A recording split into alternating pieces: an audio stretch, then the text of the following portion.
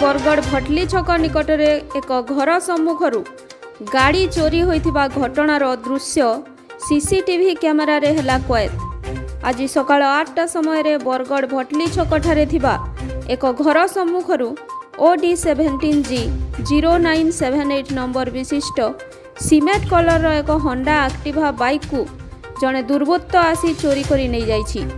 तेबे चोर एही गाड़ी को चोरी करुथिबार संपूर्ण दृश्य सीसीटीवी रे कैद होइछि।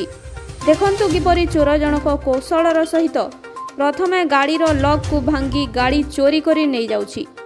गाड़ी चोरी करुथिबा एही दृश्य सोशल मीडिया रे भाइराल हेबा परे सरसरा अंचलर लोके एही चोर को देखिथिबा खबर देइथिले।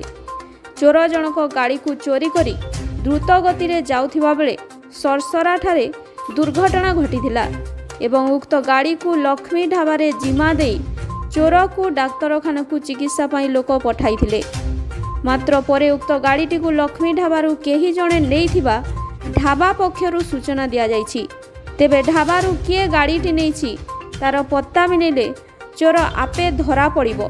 तेबे देखा जाऊ पुलिस यार तदंत करी चोर को गिरफ्त करिबारे केबे सफल हेउछि।